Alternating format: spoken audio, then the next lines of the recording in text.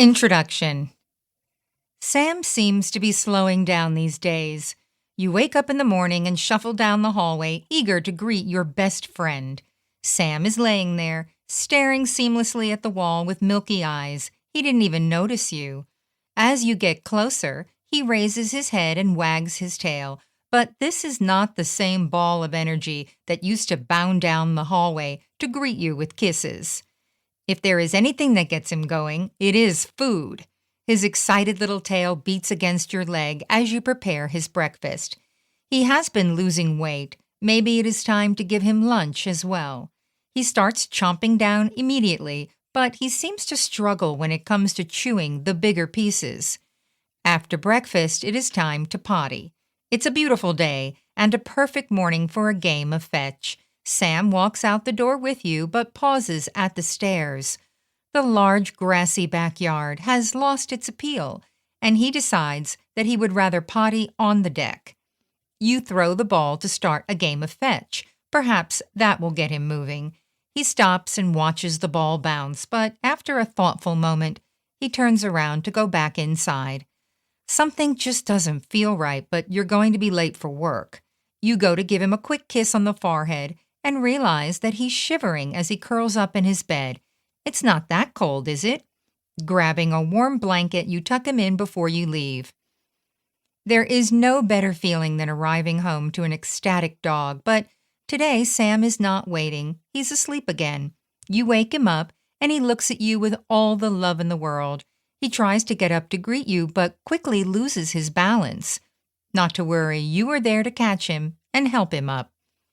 It's time for the routine afternoon walk, an activity that Sam usually loves, but you can tell he is not up for it, and the two of you snuggle up in front of the TV instead. Stroking him gently, you notice the tiny gray hairs growing around his muzzle, and you wonder, is Sam really getting old? These are just a few examples of how your dog may act when they reach their senior years. Most owners are not prepared for these changes, and why should they be? Dogs aren't supposed to get old. The idea that you may have to say goodbye to your dog soon is absolutely terrifying, but it is important that you don't get stuck in this mindset.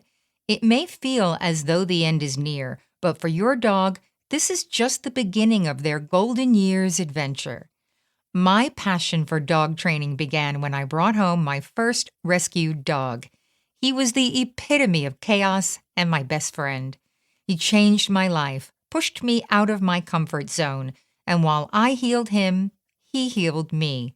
He showed me my purpose, and together we set out to learn, train, and help as many people and pups as possible. The day that I realized he was getting old, I was heartbroken.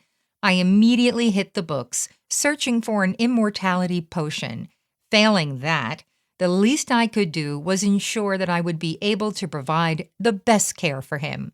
However, even with my newfound knowledge, I still felt so overwhelmed and ill-equipped, until, as always, he came to my rescue.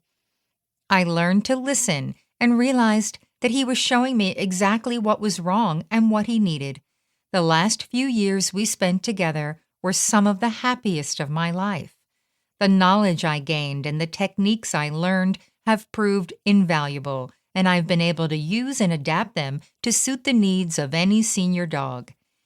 If you feel that your dog is slowly slipping into their senior years and you are beginning to lose sleep over it, don't worry.